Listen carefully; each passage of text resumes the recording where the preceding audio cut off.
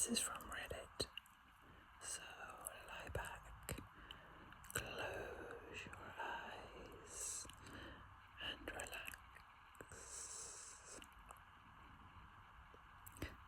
There is nothing fun about being in a hospital, whether you're there for yourself or a loved one. While hospitals can be sad places, they can also be rather creepy places. People on Reddit, patients, nurses, doctors, are sharing their creepiest hospital experiences. And let's just say, this woman was too stunned to speak. Here's what they had to say. Number 1. When I was a kid, I sang in a choir that occasionally visited a local hospital for terminal patients to sing hymns from room to room. One time, as we sang to a very sick man lying in bed, I'm pretty sure we saw him flatline right there, and our maestro quickly ushered us to the next room over. What I had seen that day didn't hit me until a few years later. Number 2. I was a veterinary technician at a research/teaching hospital. Sometimes my job was to play surgery tech/anaesthetist for pigs, which was used to train doctors in laparoscopic surgical techniques. One morning I showed up and started setting up the OR, and there was a large rubber trash can in the room that wasn't usually there. I walked over and opened the lid to see what was in there, and it was full of preserved human arms. I put the lid back on very quickly. Apparently there would be a lab later that afternoon on tendon repair or something. Number 3 wasn't what I saw, but what I heard.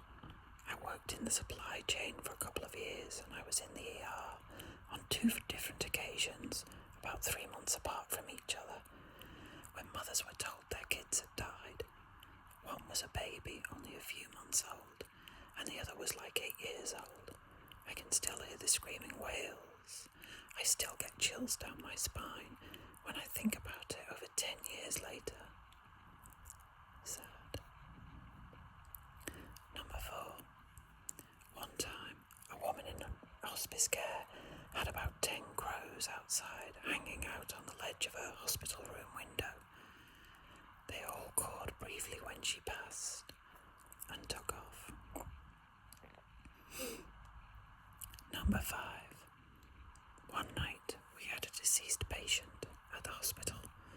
I had to go down to the back door by the morgue to let in the mortician. This mortician was 7 foot easily. He wore a fur cloak like he was Jon Snow or some shiz. The entire time I escorted him to the body, he was mumbling to himself. We helped him secure the body to a gurney, and I helped him back downstairs. As he kept talking, I looked over and saw him caressing this corpse's face through the body bag. I realised he had been having a conversation with this individual the entire time, even before he had seen the body. As we came in, he had been talking to her. As I let him out of the back door, he turned and looked at me and said, "She appreciates the care you all gave her and wants you to know it meant a lot to her." Creepy, creepy, creepy. Number 6.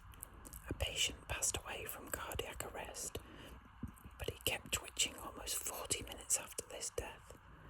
It was just muscle spasms, but no one wanted to touch him for the bag and tag, so I put on a brave face and did it. I was definitely freaking out the whole time. Number 7.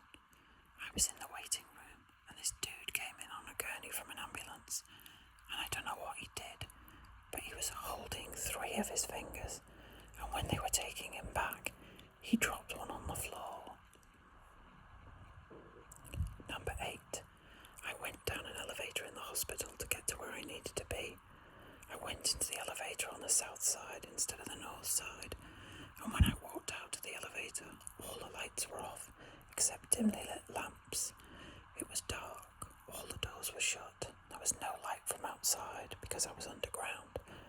I kept walking through the area and opened like these giant doors into the waiting room. It was normal in there. It was just like going from eerie to familiar. which is so vivid in my mind. Number 9. At the VA hospital, I was walking to my dad's recovery room and saw a patient strapped to a cushioned chair in a very crowded hallway. He was screaming and banging his head on the headrest over and over again. He was just up against the wall and nurses were moving around him like he was a regular fixture. I understand why he was strapped in, but I felt horrible for him. It stuck with me, and I had nightmares that night. A couple of weeks later, the most eerie thing would be hearing the code blue over the loudspeakers while my dad was having a procedure. Then I saw 3 or 4 doctors rushing into the waiting room and go straight to the back. A few minutes later, I was called back early to see my dad. Turns out the alarm was for my dad. He died in that hospital. Number 10. My sister-in-law's gallbladder got removed and the nursing staff was showing it to other patients. Number 11. I heard from a friend who works in a hospital that fairly regularly, when someone dies and needs to be relocated within the hospital, rather than putting them in a body bag and wheeling them through, which would be disconcerting for the other patients, they'll put an oxygen mask on them and move them through looking like they're still alive. It makes me wonder how many times it's actually bodies going past, and you have no idea. Number 12. I was in the NICU with my son in the middle of the night. I knew he was dying, so I was already in a weird state, and hadn't left the side of his incubator for days. The one on the other side of me, less than a foot away from me, had another baby inside who had only been in for a week. I heard the nurses trying to get a trace on the SATS probe, but they were struggling, trying different wires and positions. Then they realised her temperature had dropped and tried to get a blood gas where they pricked the baby's heel, but there was no blood. I honestly thought I was witnessing the beginning of some kind of zombie apocalypse. Bear in mind I was very stressed and sleep deprived. They eventually realised that the baby was dead, and it was just the ventilator pushing her lungs in and out that made her look alive. I don't know why it took so long to figure it out, but it was very strange to be so close to it all. I never told anyone, but it still haunts me. Number 13. I worked as a nurse and everything was really calm on my first night shift. It was a station for stroke patients and all 30 patients were asleep. We were 3 co-workers. Suddenly we all heard the alarm sound, which co-workers could only trigger. We rushed to the computer to see it was on a different station, the palliative care one. She was alone at night, so I rushed over there and saw one of the patients' rooms with a wide open door, and I entered. There was the nurse with a just deceased patient, 2M and about 130 kg, and I swear he was leaking fluid from all openings in his body.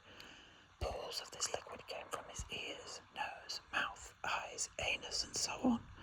It smelled horrible and seemed to be a mixture of very thick blood and God knows what. In the action of stopping the liquid, something got on my shirt and even in my shoe.